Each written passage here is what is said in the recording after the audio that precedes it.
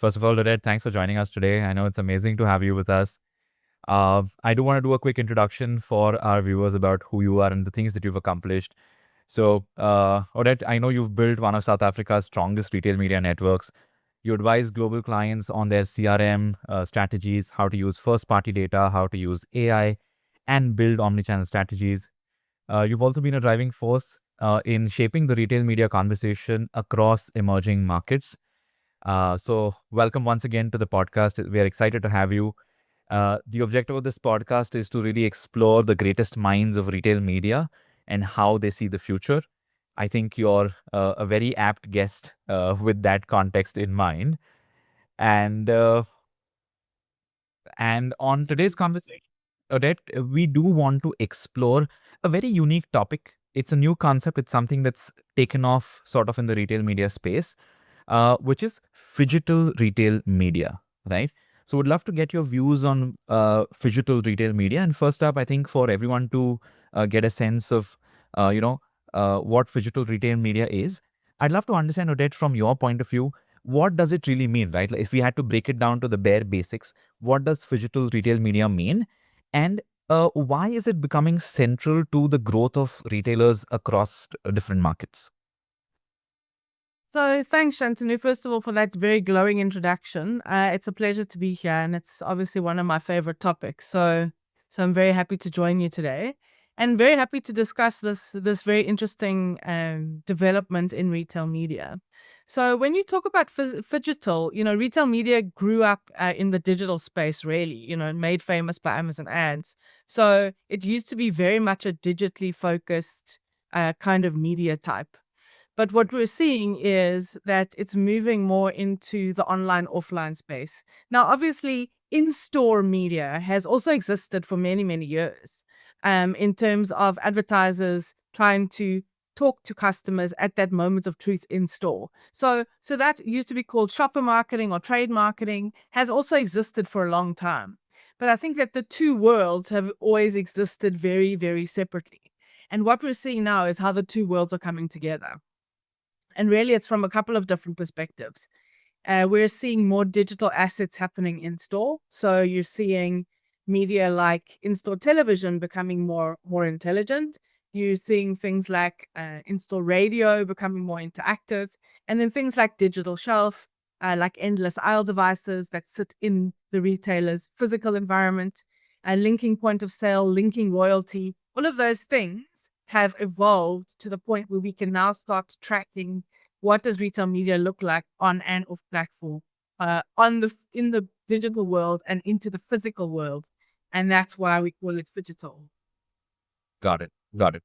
So, Odette, do you think most retailers have adopted this transition really well? Do you think they're giving phygital retail media enough importance, or do you think there's some catching up that they need to do in this space? So I think you see pockets of excellence. I think as you do globally, there are some retailers who are adopting it very, very quickly. Some are, testing and piloting, and some are going full force into it. I think there are a couple of considerations just to think about when you start moving into the physical world. The first is it becomes physical point of sale, or there's a distribution element. It touches very different pieces of the business. So it touches your in-store piece, your point of sale, your IT systems, etc. And so I don't think that there isn't an appetite to extend retail media into the physical world, but I think there are constraints, from a capex perspective, from an organizational change perspective. So I think that that's more where the kind of reticence comes in from a retailer perspective. If I look at centers of excellence, of course, the US leads the charge, but there are very interesting things happening in markets like the Middle East, where there is an appetite to invest in this type of retail media. Got it. Got it. No, that's true. In general, we've also observed a lot of retail media expanding from sort of these newer markets like South Africa, like the Middle East, and of course, the US is obviously a little way forward. But that actually leads me to my next question, right? Having done this, having been a pioneer for retail media in general in the South Africa region, are there any things that you feel you've already done well, and that's something that even the world outside of South Africa can actually learn from, etc. Any important aspects you want to share around that? The thing about developing markets is because we sometimes lack access, we are very resourceful. So you'll find in emerging markets, retailers, their budgets are smaller. So they learn to integrate physical and digital assets in quite a creative way. So, even if it's in-store screens, but things like WhatsApp commerce, that's quite big in not South Africa necessarily, but Africa. And there's definitely pioneering happening in the WhatsApp space from a WhatsApp commerce perspective. So resourcefulness is the one thing. I think inclusivity, because in the emerging markets, you'll find that there are lots of different strata of customers that we talk to, even down to that kind of price sensitive level of shopper. And that, we're seeing that retailers locally are integrating retail media even into that strata of customers, which is amazing to see. And then I think agility, they're quick to adapt to new frameworks and really start testing and trialing and piloting new things in that space. Sure, sure. I agree with what you're saying, Odette, absolutely. In fact, that integration between the digital and the physical world is very, very important. I think one of the key drivers or enablers of this integration is first-party data, right? And I know we've spoken about this in the past, and it's a hot topic across all geographies, especially South Africa, saying, how can retailers now use first-party data to bring in that element of integration, to bring in that element of personalization across on-site, off-site, in-store media? So, any thoughts around how really large retailers can use this gold mine that they're really sitting on, which is first-party data? Absolutely. So that's one of my favorite topics. And that really is the power of retail media actually at its core, because what it allows you to do is it allows you to start looking at the whole purchase journey, and being able to attribute, no matter where the customer learns or converts. And that's the power of first party data. So for me, first party data really is the operating system for personalization, because it's a common thread across all of your channels. So you can thread that first party data through your digital channels, through your off platform channels, into your CRM, whether it's paid media, and then into your in-store messaging. So from an on-site perspective, you can tailor search results, product recommendations, that kind of thing. In paid media, you can activate audiences with real precision if you're using first party data. And then in CRM, it really is personalized offers, and driving the life cycle of that customer. And from an in-store perspective, what we're seeing very interestingly is retailers are using their loyalty data, because it's a key identifier in-store, to drive personalized messages on things like digital screens or even point of sale prompts, where you're using your in-store staff to offer customers specific deals in-store at the point of purchase. And that is all unlocked by the power of first party data.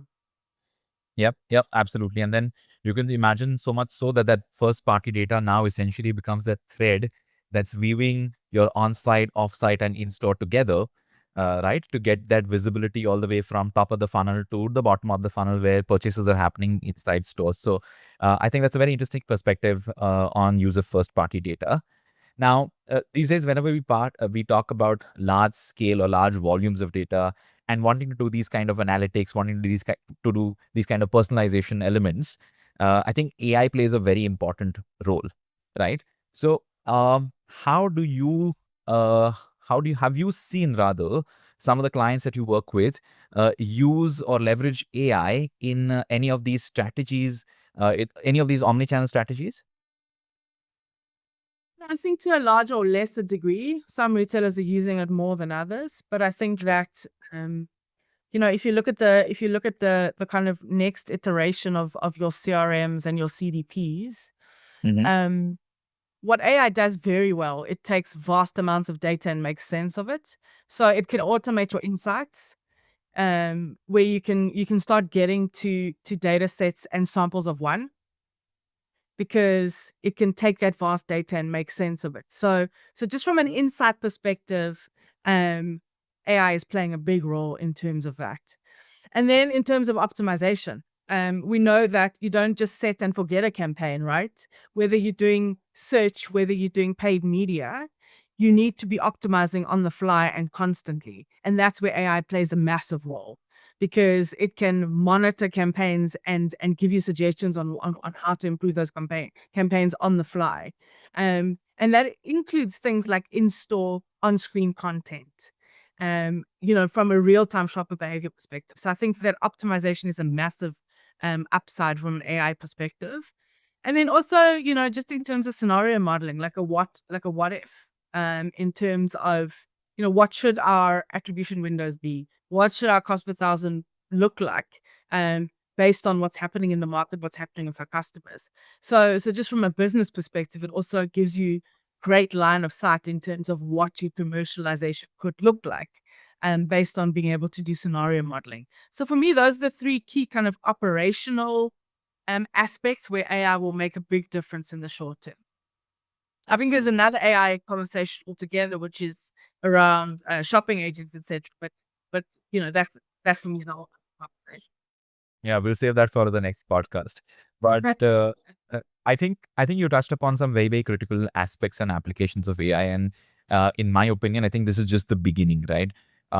Just the other day, in fact, yesterday, I was reading the CEO of Perplexity put up a post saying ever since we've gone live, they've I think launched a new feature or a new update every 27 hours or 37 hours. I mean, you can only imagine where this is going to go in the next couple of months, right? So this entire space is obviously going to keep evolving, and that's what makes this entire retail media space even more exciting now with the inflow of AI.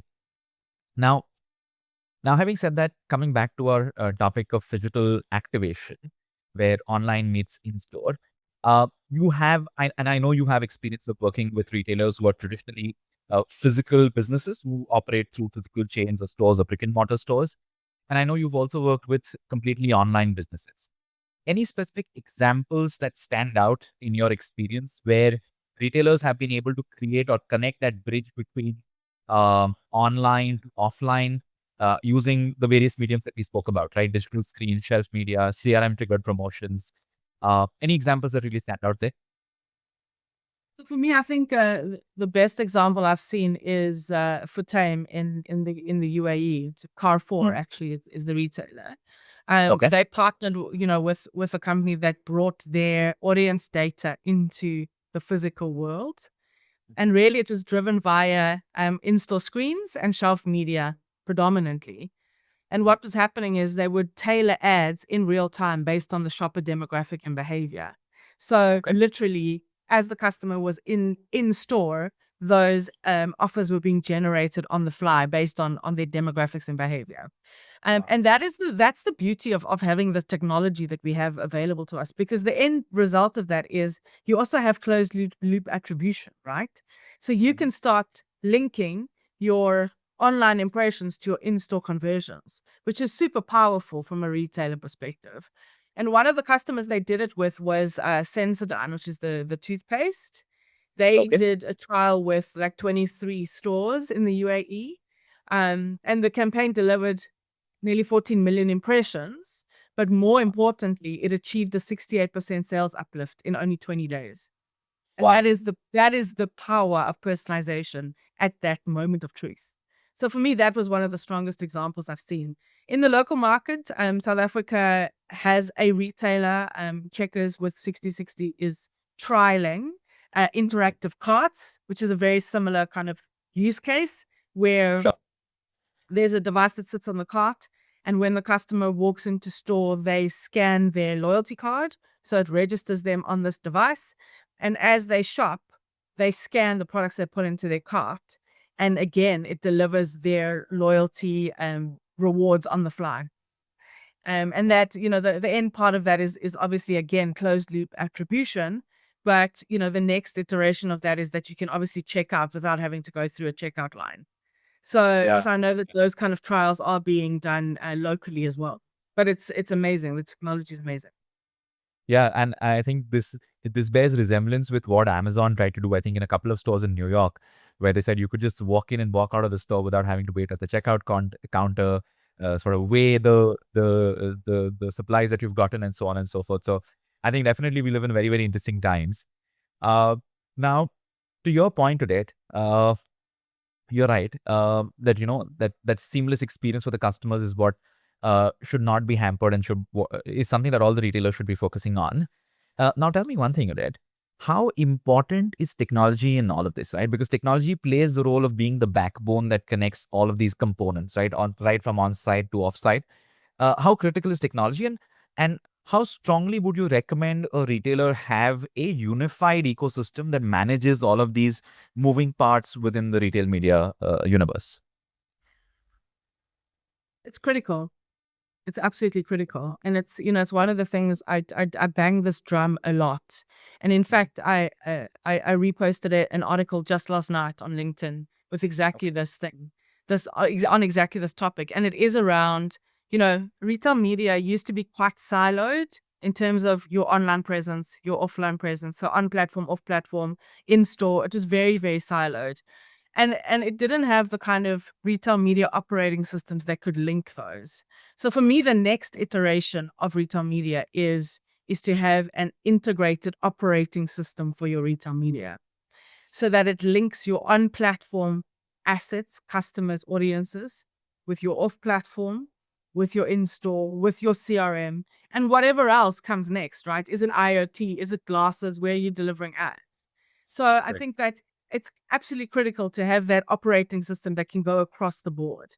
So it's about managing customer identity across all of those channels.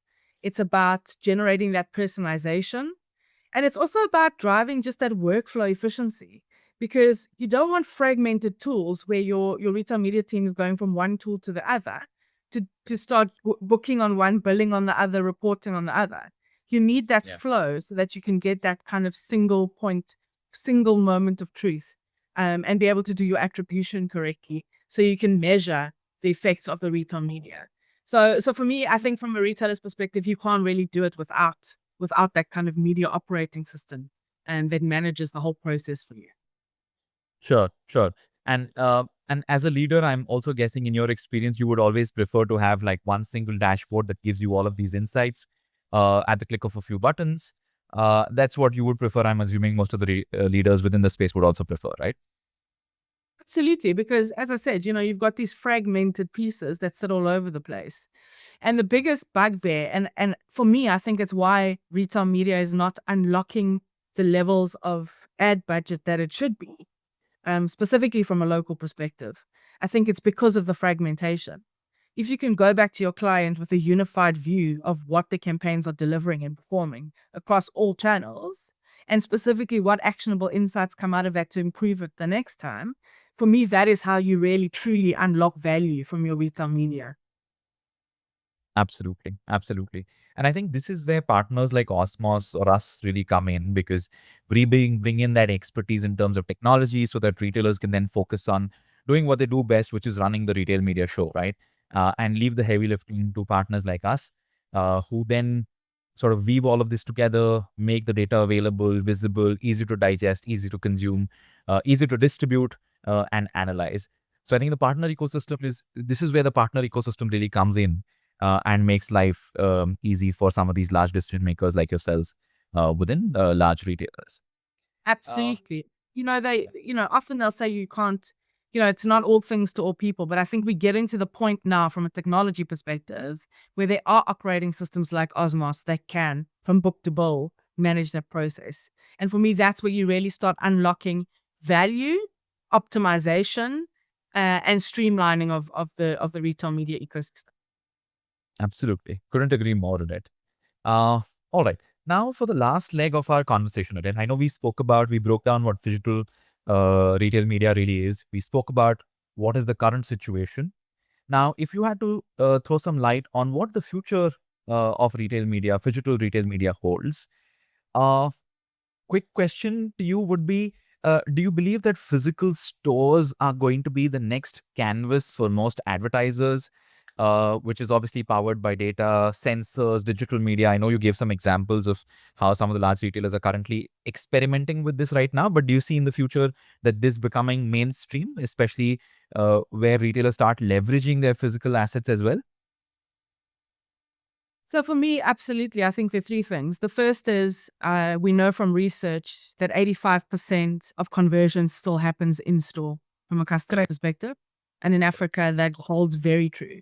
People still want to go and hand them money in at the point of sale. So 85% of conversion is still happening in the in-store. The second piece is around just generationally. If you look at the X's, they actually love going into physical retail. But what they want is they want theater. So when they go into physical retail, it's they want to see the theater. They want to link things like digital out of home, interactive experiences, etc. So they really enjoy that in space. And the third is, if you just look at the volumes, the size and of the giants in the retail world, you look at the Walmarts of the world. That physical infrastructure is an amazing way to deliver personalized offers to customers. And I think we're now getting to the point where the technology is catching up with the need. So for me, I think it's definitely going to be the next advertising canvas. It's definitely the next horizon in media, but it's physical done differently. It's linking that audience insights, the personalization opportunities with theater, like your digital out of home, which is becoming amazing. And you're seeing that happening globally with the retailers. Absolutely, absolutely. In fact, so much so that I almost believe that if you were to talk about a future beyond the future that we see right now, I feel like the whole world might even reach a point of saturation in digital and eventually go back to wanting to go back to physical stores, touch and feel the products. And yeah, and like you said, it doesn't have to be done the same old traditional way. It's just modifying the ways in which traditional shopping used to happen, and leveraging those assets in meaningful ways to actually grow the advertiser's business, the advertiser's revenue, and even the retailer's revenue. Now, yeah, and now this brings me to my last question. If you could look into that crystal ball of yours and make one bold prediction for 2030, what would that one prediction be? Another one of my favorite topics. So what I'm seeing from my perspective is I think that the shopper funnel has collapsed. I think that with the rise of chatbots, your shopper funnel becomes from the beginning to the end in one single conversation. So I think the search bar is going to disappear. That's my bold prediction. If you look at traditional e-com pure players, I think that search bar becomes actually irrelevant when you start talking about chatbots. And we've seen it with Shopify integrating with GPT. We've seen it with Target yesterday or the day before launched their app in GPT. You look at Rufus, you look at Sparky, you look at all of these AI bots. What's happening is customers are going straight for conversational AI in terms of preference engines, in terms of all the way through to conversion, right? All the way through to click and convert. And so for me, I think that's going to be the biggest upheaval in terms of retail media that we didn't necessarily see coming. The search bar it'll be based on conversational commerce.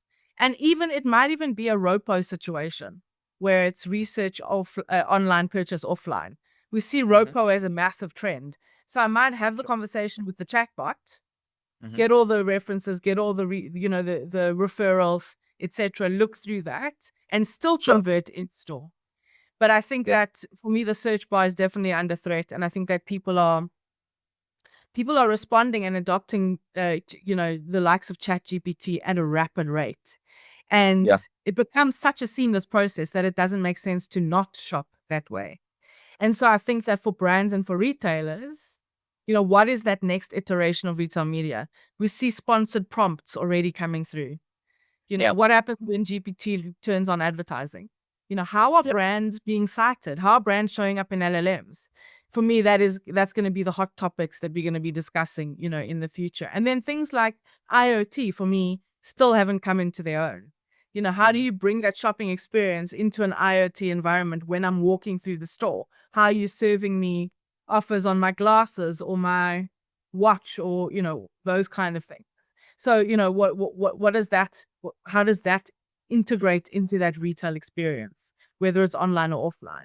So I think we're going to be looking at a very different ecosystem by 2030.